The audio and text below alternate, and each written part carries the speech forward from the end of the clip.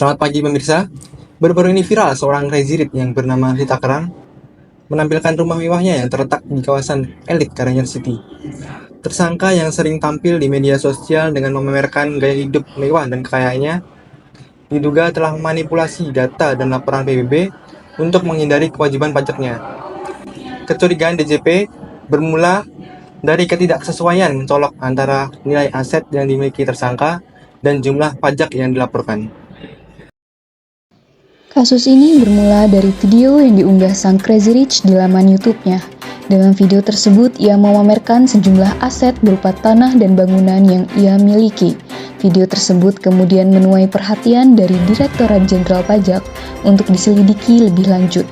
Terkuak, Direktorat Jenderal Pajak menemukan bahwa tersangka telah menggunakan berbagai modus untuk mengurangi nilai pajak yang harus dibayar.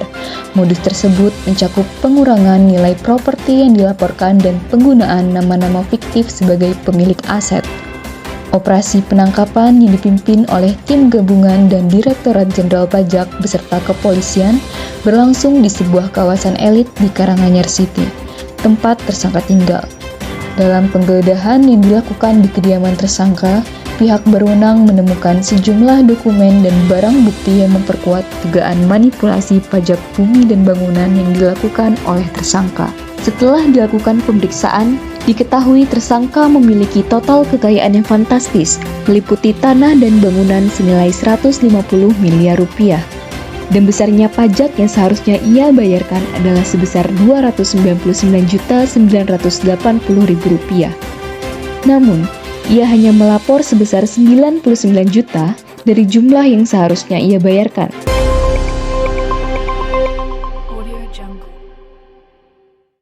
Baik, sekarang saya sudah terhubung langsung dengan rekan saya yang berada di lapangan, Saudara Zia. Silakan.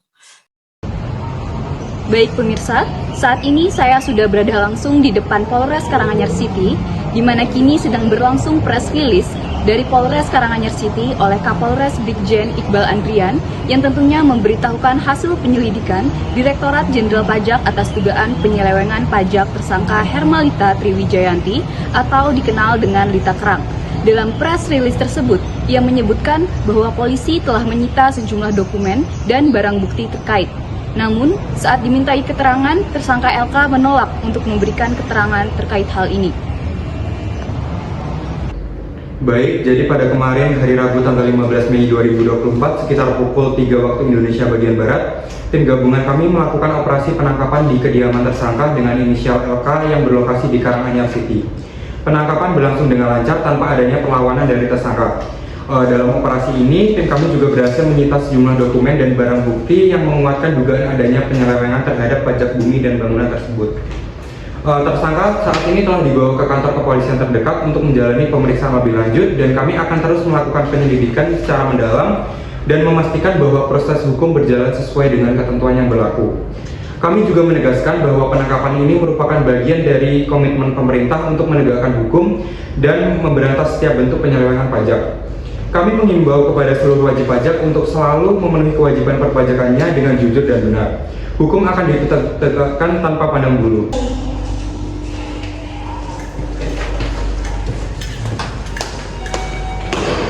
Jadi maaf untuk saat ini nggak ada konfirmasi dulu, jadi kita masih tunggu pihak yang berwajib. Ya, Mas, terima kasih ya Mas. Ya.